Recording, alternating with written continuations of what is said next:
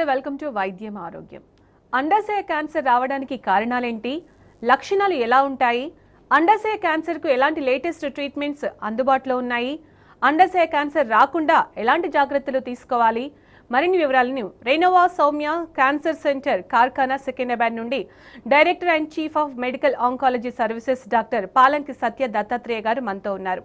వారితో మాట్లాడి పూర్తి వివరాలు తెలుసుకుందాం. నమస్కారం డాక్టర్ గారు. నమస్తే అండి. ముఖ్యంగా అండాశయ క్యాన్సర్ గురించి మనం ఇవాళ మాట్లాడుకోబోతున్నాం. అండాశయ క్యాన్సర్ అనేది ఈ మధ్య చాలా తరచుగా వింటున్నాం. అసలు కారణం ఏంటంటారు ఈ క్యాన్సర్ బారిన పడడానికి? అండాశయ క్యాన్సర్ అంటే ఓవేరియన్ క్యాన్సర్కి లైక్ లంగ్ క్యాన్సర్ కోసం మన టొబాకో స్మోకింగ్ అని చెప్పి ఒక ముఖ్యమైన కారణం అంటూ ఉంటాం.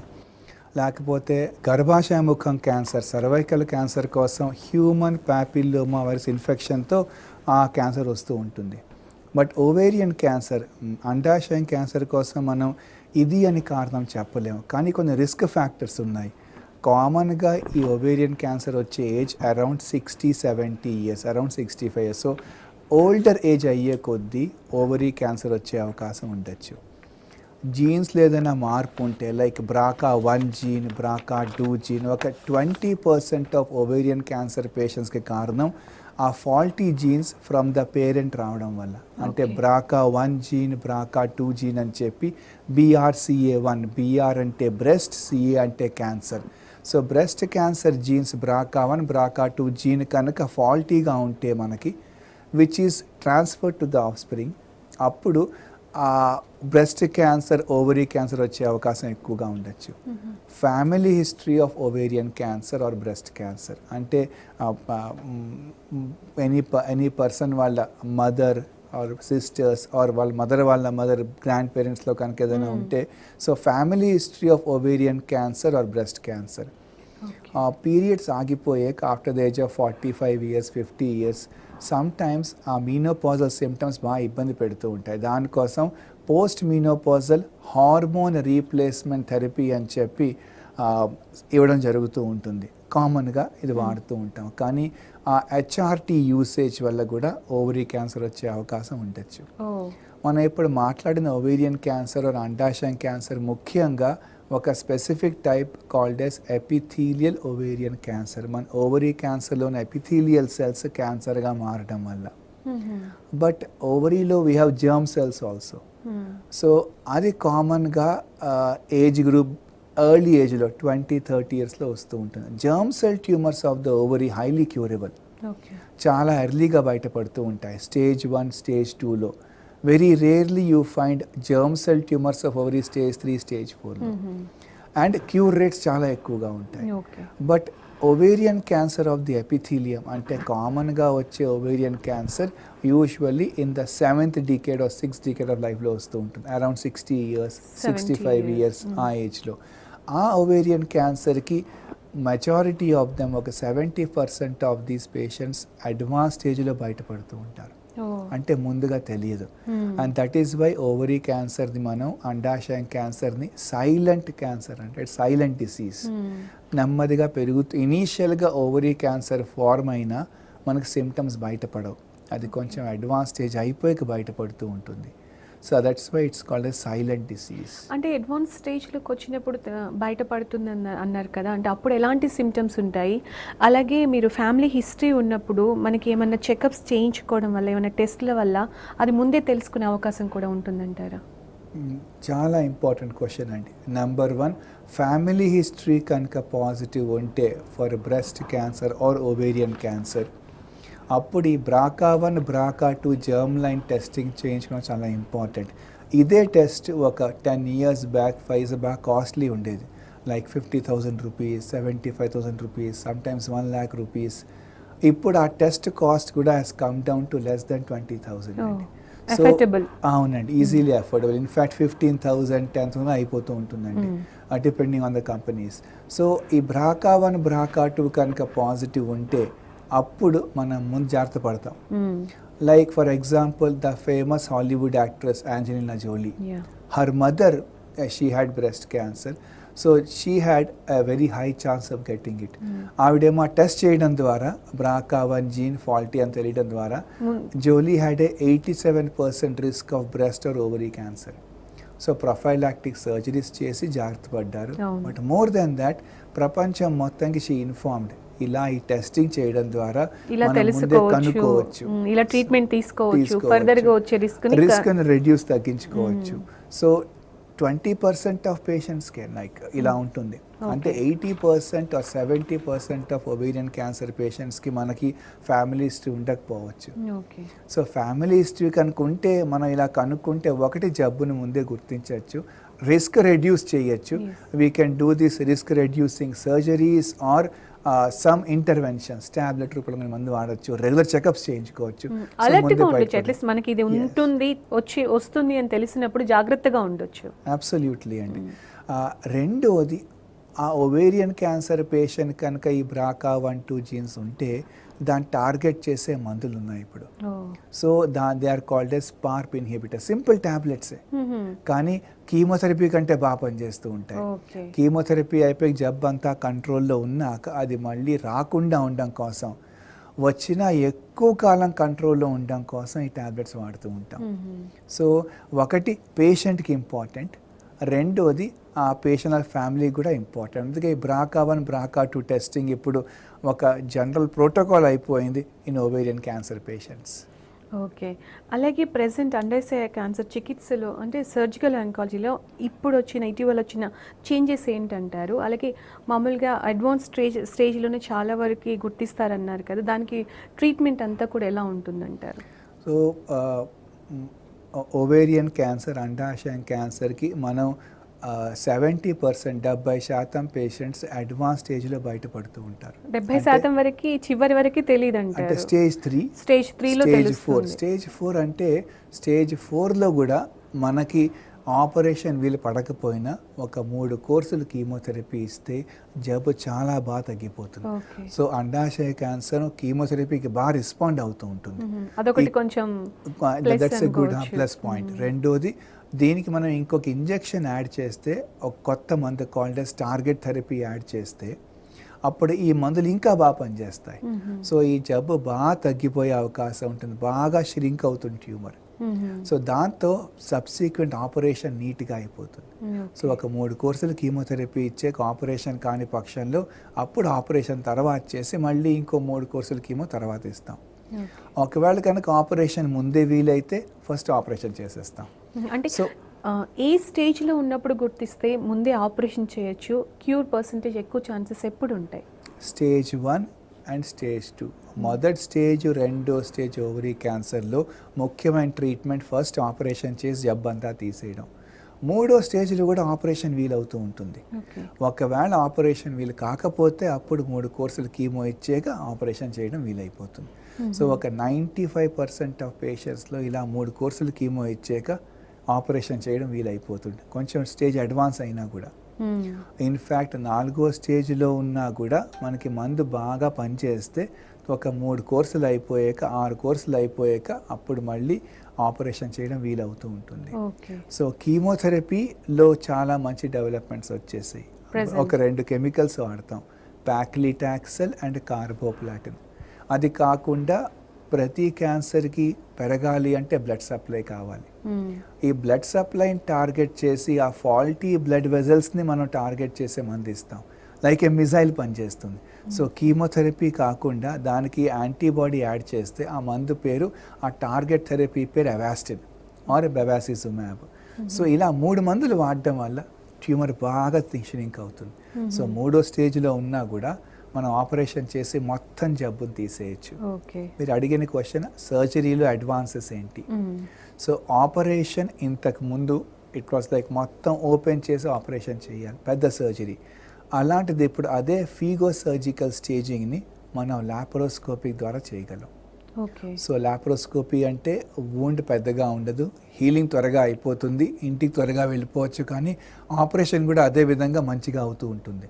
సో లాప్రోస్కోపీలో because magnification is more, in fact operation ఇంకా నీట్గా, ఇంకా క్లీన్గా, ఇంకా పర్ఫెక్ట్గా అవుతుంది. ఆ తర్వాత ఆపరేషన్ అయిపోయాక మళ్ళీ ఆపరేషన్ టేబుల్లోనే జబ్బు మళ్ళీ రాకుండా ఉండడం కోసం on the operation table chemotherapy ఇస్తూ ఉంటామండి. This is called as intraperitoneal chemotherapy or హైపెక్. అదొక చాలా important surgical advance ovarian cancer ట్రీట్మెంట్లో. అంటే ప్రతి పేషెంట్కి ఈ ఆపరేషన్ అవసరం ఉండకపోవచ్చు, బట్ గుడ్ నెంబర్ ఆఫ్ పేషెంట్స్లో ఇలా ఆపరేషన్లో ఇంకో కొత్త development on the operation table surgery అంతా అయిపోయాక అక్కడ కీమోథెరపీ కొంచెం హీట్ చేసి ఇవ్వడం. రైట్, కాలర్ వెయిట్ చేస్తున్నారు డాక్టర్ గారు, కాల్ తీసుకుందాం. హనుమకొండ నుంచి రమాదేవి గారు. రమాదేవి గారు, డాక్టర్ గారు ఉన్నారమ్మా, మీ సమస్య ఏంటో చెప్పండి. నమస్కారం సార్. నమస్తే అండి. నాకు ఇంతకుముందు సార్ నేను ఒక 6 సంవత్సరాలు అవుతుంది నాకు గర్భసంచి కీమోను రేడియేషన్ పెట్టింది సార్. మళ్ళీ వచ్చే అవకాశం ఉంటుందా? గర్భసంచి ఇదే ప్రాబ్లం సార్. యూట్రైన్ క్యాన్సర్, గర్భసంచి క్యాన్సర్కి ముఖ్యమైన ట్రీట్మెంట్ సర్జరీ. ఆపరేషన్ అయిపోయి అవసరం ఉంటే రేడియేషన్ ఆర్ కీమోథెరపీ ఇస్తూ ఉంటామండి. యూట్రైన్ క్యాన్సర్లో క్యూర్ రేట్స్ చాలా ఎక్కువగా ఉంటాయి. యూజువల్లీ యూట్రైన్ క్యాన్సర్స్ ఎర్లీ స్టేజ్గా బయటపడుతూ ఉంటాయి. సో అండాశయం క్యాన్సర్ యూజువల్లీ కొంచెం 70% లేట్ స్టేజ్ 3 or 4, కానీ యూట్రైన్ క్యాన్సర్స్ ఎర్లీ స్టేజ్లో బయటపడుతూ ఉంటాయి. మొత్తం ట్రీట్మెంట్ అయిపోయాక ఒక 5 years దాకా చెకప్లో ఉండడం చాలా ఇంపార్టెంట్ రమాదేవి గారు. 5 years అయిపోయాక అప్పుడు ఇంక ఈ జబ్బు తిరగబడే అవకాశం బాగా తక్కువగా ఉంటుందండి. సో మీ డాక్టర్ గారితో కలుస్తూ ఉండండి, టైం ప్రకారంగా చెకప్ చేయించుకోండి. 3 monthsకి ఒకసారి, 4 monthsకి ఒకసారి మీ డాక్టర్ చెప్పినట్టు టెస్ట్ల కోసం వెళ్తూ ఉండండి. ఎస్పెషల్లీ క్లినికల్ ఎగ్జామినేషన్ హిస్టరీ చాలా ఇంపార్టెంట్. ఇలా 5 years దాకా ట్రీట్మెంట్ అంతా అయిపోయాక అన్ని రిపోర్ట్లు బాగుంటే ఇంకా మీరు భయపడక్కర్లేదు. ఎందుకంటే ఇంక అప్పుడు జబ్బు తిరగబడే అవకాశం బాగా తక్కువగా ఉంటుందండి. మీకు ఆల్రెడీ ట్రీట్మెంట్ అయిపోయి ఒక 3-4 years అవుతుంది కనుక ఒక విధంగా మీరు సేఫ్ జోన్లో ఉన్నట్టే. బట్ 5 years టెస్ట్లు మాత్రం ఆర్ చెకప్ మాత్రం తప్పకుండా చేయించుకోండి. డాక్టర్ గారు, ఈ అండాశయ క్యాన్సర్ గురించి చెప్తున్నప్పుడు మీరు మాట్లాడుతుంటే అంటే ఇది అడ్వాన్స్ స్టేజ్ వరకు చాలా వరకు తెలియదని చెప్తున్నారు. సో అలాంటి టైంలో ఎలాంటి సిమ్టమ్స్, ఏమైనా సిమ్టమ్స్ ఉంటే కనుక తెలుసుకోవచ్చు అంటారా? మీ దగ్గరకు వచ్చే వాళ్ళు ఏ సిమ్టమ్స్తో వస్తూ ఉంటారు? అండాశయ క్యాన్సర్ కింద మనకి పెల్విస్లో ఉంటుంది, కానీ దాని సిమ్టమ్స్ బయటపడినప్పుడు మోర్ లైక్ ఎసిడిటీ, కడుపులో కొంచెం ఉబ్బరంగా ఉండడం, కొంచెం తినగానే కడుపు నిండిపోవడం, కడుపు ఉబ్బరంగా ఉండడం, లోపల నీరు ఉండడం వల్ల అబ్డామిన్ బ్లోటింగ్గా ఉండడం, అబ్డామిన్ డిస్టెన్షన్, నీరసంగా ఉండడం, బ్యాక్ పెయిన్ రావడం, ఇలా ఇట్ కమ్స్. అది కొంచెం ప్రజెంటేషన్ వేగ్గా ఉంటుంది. ఓకే. సో యూజువల్లీ ఏంటంటే ఒక చోట్ల లైక్ బ్రెస్ట్ క్యాన్సర్ వస్తే అక్కడ బ్రెస్ట్లో లంప్ కనపడడం or nipple discharge, lung cancer ఉంటే ఆయాసం రావడం, చెస్ట్ పెయిన్, లేకపోతే దగ్గులో బ్లడ్ పడాలా ఉంటాయి. బట్ ఓవరీ క్యాన్సర్, అండాశయం క్యాన్సర్లో అక్కడ క్యాన్సర్ పెరిగినా అక్కడ సిమ్టమ్స్ తక్కువ ఉంటాయి, పైన ఎక్కువ ఉంటాయి అబ్డామిన్లో. బాగా స్టేజ్ పెద్దదైపోతే అప్పుడు పెద్ద పెద్ద మాసెస్ కింద కనపడచ్చు and you might have pelvic pain. Otherwise usually కడుపులో నీరుగా ఉండడం, కడుపు కొంచెం ఉబ్బరంగా ఉండడం, ఆకలి పుట్టకపోవడం, symptoms of acidity, heartburn, లేకపోతే నీరసంగా ఉండడం, ఆకలి పుట్టకపోవడం, ఫెటీగ్, బ్యాక్ పెయిన్, ఇవన్నీ కామన్ సిమ్టమ్స్. కానీ డాక్టర్ గారు, ఇప్పుడు మీరు చెప్తున్న సిమ్టమ్స్ చూస్తే కనుక ఎవ్వరు కూడా అండాశయ క్యాన్సర్ అనుకోరు. క్యాన్సర్ అని అసలు థాట్ రాదు. మామూలుగా మీరు అన్నట్టు గ్యాస్ అంటే స్పెషలైజేషన్ ఉండే డాక్టర్, స్పెషల్గా ఒక డాక్టర్ దగ్గరికి వెళ్తే తప్ప, టెస్టులు చేస్తే తప్ప తెలియకపోవచ్చు. అంటే కానీ వెళ్ళి మన body is giving some signals మన డాక్టర్ గారిని కలవాలి అని చెప్పి. ఓకే. సో అప్పుడు క్లినికల్ ఎగ్జామినేషన్ చేస్తే కొంచెం ఐడియా వచ్చేస్తుంది. అండ్ యూజువల్లీ ఇలా సిమ్టమ్స్ ఉన్నప్పుడు కనీసం ఒక అల్ట్రాసౌండ్ చేయిస్తూ ఉంటారు family doctors. Or at least if you go to like an MS or MD or CT scan, దాంట్లో బయటపడిపోతుందండి. అంటే ఇట్లాంటి సిమ్టమ్స్ ఉన్నప్పుడు ఫస్ట్ డాక్టర్ దగ్గరికి వెళ్ళాలి. ఎస్, మన body sending some signals, some warning signals. So అది నెగ్లెక్ట్ చేయాలి. నీకు ఏదో లోపల బాగాలేదు అని చెప్తూ ఉంటుంది అంటారు. అలాగే రాకుండా ఉండాలంటే ఏమైనా జాగ్రత్తలు తీసుకోవడం వల్ల ఈ అండాశయ క్యాన్సర్ని నివారించవచ్చు అంటారా?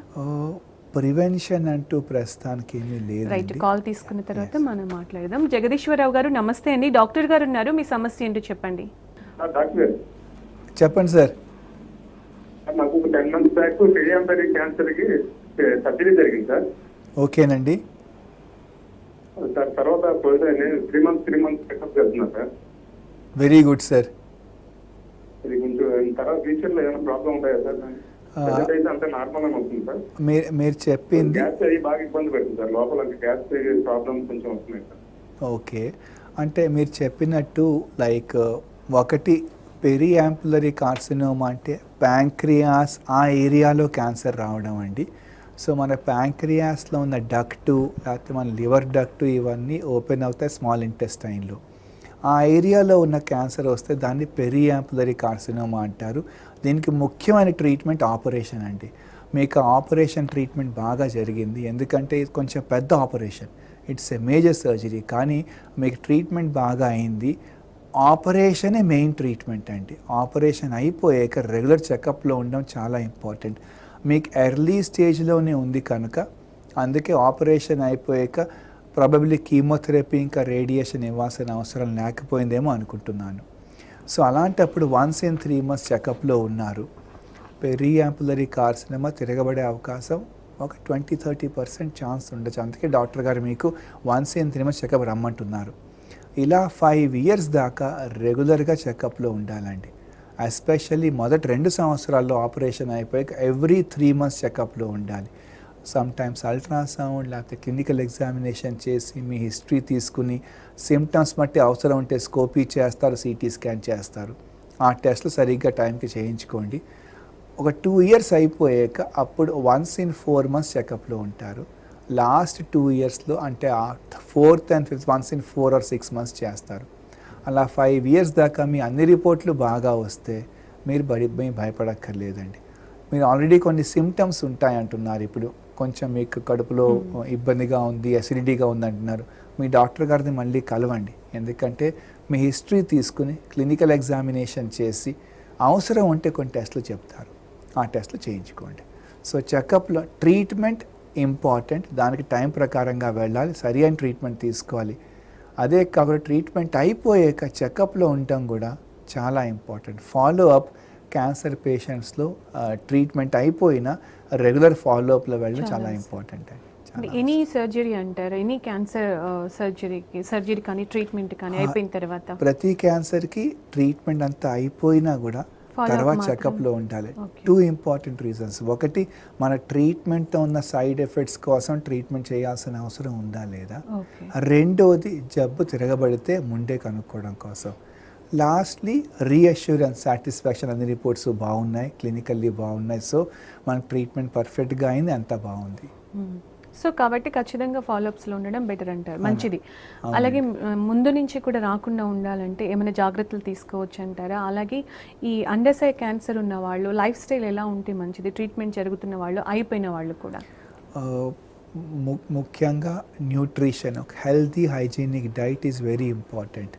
సో న్యూట్రిషన్ సరిగ్గా, లైక్ సరైన అమౌంట్లో కార్బోహైడ్రేట్స్, ఫ్యాట్స్, ప్రోటీన్స్ అన్నీ ఒక హెల్తీ బ్యాలెన్స్డ్ డైట్ రూపంలో వెళ్ళాలి. Eating like coloured vegetables, coloured fruits, ఇవన్నీ కూడా మన డైట్లో ఉండాలి. Like carrots, beetroots, turnips, green ఆకుకూరలు.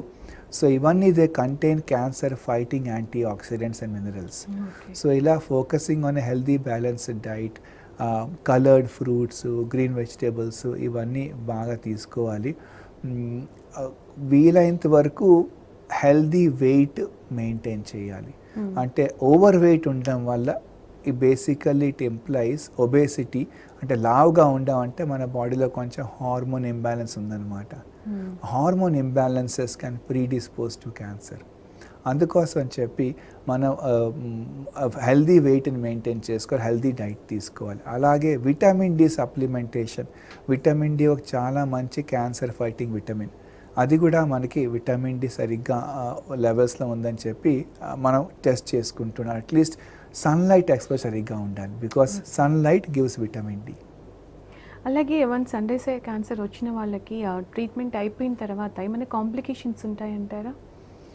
ఇంతకుముందు ఒక 20-30 years బ్యాక్ ట్రీట్మెంట్స్కి కాంప్లికేషన్స్ ఉండేవి, కీమోథెరపీకి పోల్ సైడ్ ఎఫెక్ట్స్ ఉండేవి. ఇప్పుడు కొత్త కీమోథెరపీస్ ద్వారా సైడ్ ఎఫెక్ట్స్ బాగా తక్కువగా ఉంటాయి. రెండో, సైడ్ ఎఫెక్ట్స్ ఉన్నా కూడా దాన్ని ట్యాకిల్ చేసే సపోర్టివ్ మెడిసిన్స్ చాలా మంచివి వచ్చేసాయి. ఇప్పుడు హార్డ్లీ ఎక్కడో వింటూ ఉంటాం మనకి ట్రీట్మెంట్ వల్ల వామిటింగ్స్ అవుతున్నాయని. అదర్వైజ్ యూజువల్లీ క్యాన్సర్ కీమోథెరపీకి ఇప్పుడు మనకున్న సపోర్టివ్ మెడిసిన్స్తో అసలు వామిటింగ్స్ బాగా తక్కువ. కొంచెం వికారం ఉండొచ్చు కానీ వామిటింగ్స్ మాత్రం బాగా తక్కువ. డబ్ల్యూబీసీ కౌంట్స్ పడిపోవచ్చు, డబ్ల్యూబీసీ కౌంట్స్ పడకుండా డబ్ల్యూబీసీ కౌంట్స్ పెరిగే ఇంజెక్షన్స్, బ్లడ్ పడకుండా కొన్ని ఇంజెక్షన్లు, అలాగే ప్లేట్లెట్స్ డ్యామేజ్ కాకుండా కొన్ని ట్యాబ్లెట్లు. సో ఇలా ప్రివెంటివ్ మెజర్స్, సపోర్టివ్ మెజర్స్ బాగా వచ్చేసే కనుక సైడ్ ఎఫెక్ట్స్ కీమోథెరపీతో బాగా తక్కువగా ఉంటాయి. అలాగే surgical oncology advances, for example laparoscopy ద్వారా మనకి పోస్ట్ ఆపరేటివ్ కాంప్లికేషన్స్ బాగా తక్కువగా ఉంటాయి. అంటే ఇప్పుడు మామూలుగా మీరు ఇంతకు ముందు చెప్పినప్పుడు కట్ చేసి అక్కర్లేదు అనమాట, పెద్దగా ఏమీ లేదండి. అది మెయిన్ చాలా ఇంపార్టెంట్ కూడా కదా, వెరీ ఇంపార్టెంట్ అడ్వాన్స్ అండి. ఒకటి నీట్గా అంతా సర్జరీ అయిపోతుంది, మార్జిన్స్ క్లియర్గా ఉంటాయి, సర్జికల్ అవుట్కమ్స్ బాగుంటాయి. రెండో త్వరగా ఇంటికి వెళ్ళిపోవచ్చు, రికవరీ ఫాస్ట్గా ఉంటుంది. మామూలుగా ఆ దెబ్బ తగ్గడానికి మామూలుగా సర్జరీ చేసింది అది క్యూర్ అవ్వడానికి ఎక్కువ టైం పడుతుంది. అవునండి, హీలింగ్ బాగా టైం పట్టేస్తూ ఉంటుందండి. సో ఇప్పుడు దానికి అంత టైం అక్కర్లేదండి. లాప్రోస్కోపీతో రికవరీ బాగా ఫాస్ట్గా అయిపోతుంది, హీలింగ్ త్వరగా అయిపోతూ ఉంటుంది. అంటే ఇప్పుడు అండాశయ క్యాన్సర్ కూడా లాప్రోస్కోపీ ద్వారా సర్జరీ చేస్తున్నారు. అవునండి.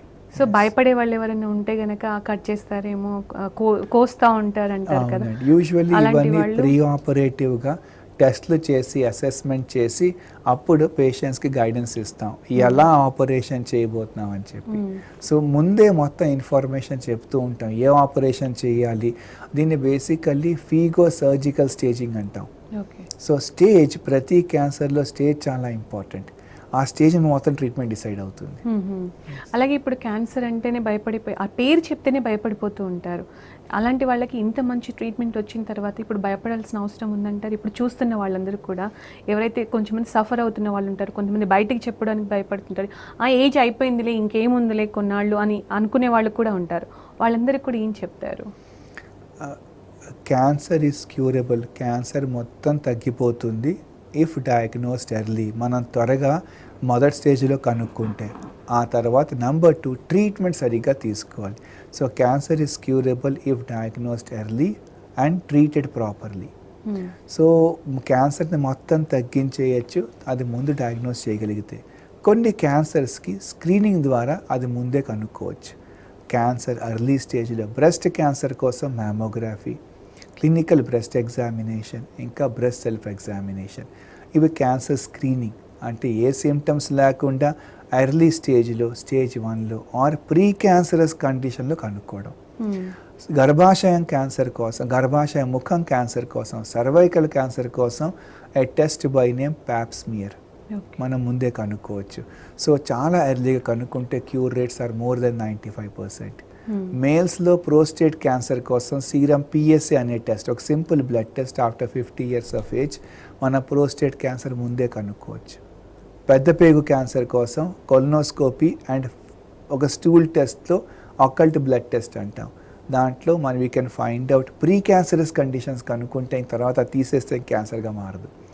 ఇలా ఈ క్యాన్సర్ స్క్రీనింగ్ కొన్ని క్యాన్సర్స్కి ఉంది. హై రిస్క్ హెవీ స్మోకర్స్లో లో డోస్ CT స్కాన్ చేసి లంగ్ క్యాన్సర్ని ముందే కనుక్కోవచ్చు. ఇలా ఈ 5-6 క్యాన్సర్ని మనం స్క్రీనింగ్ చేసి ముందే కనుక్కోవచ్చు. ఓవేరియన్ క్యాన్సర్ కోసం కూడా, అండాశయం క్యాన్సర్ కోసం కూడా స్క్రీనింగ్ కోసం బోల్ క్లినికల్ ట్రయల్స్ అయ్యాయి. లైక్ అల్ట్రాసౌండ్ చేయడం, CA-120 బ్లడ్ టెస్ట్ చేయడం. బట్ కరెంట్గా ఉన్న గైడ్ లైన్స్ ప్రకారంగా ఇలా ఈ టెస్ట్లు చేస్తున్న ముందే కనుక్కోలేకపోవచ్చు. సో స్క్రీనింగ్ ఫర్ ఓవేరియన్ క్యాన్సర్ ఇంకా it has not become the norm. Right doctor గారు, చాలా విషయాలు తెలియజేశారు. ముఖ్యంగా ఇవాళ మనం అండాశయ క్యాన్సర్ గురించి, అసలు వచ్చినప్పుడు ఎలాంటి సిమ్టమ్స్ ఉంటాయి, తెలియకుండా ఎలా వస్తుంది, ఏ స్టేజ్లో గుర్తించవచ్చు, వచ్చిన తర్వాత అడ్వాన్స్ ట్రీట్మెంట్ ఎలా ఉంది, లైఫ్ స్టైల్ ఎలా ఉంటే బాగుంటుంది, చాలా క్లియర్గా చెప్పారు. థ్యాంక్ యూ సో మచ్ అండి. ఇది వాళ్ళ వైద్యం ఆరోగ్యం. Stay tune to T news.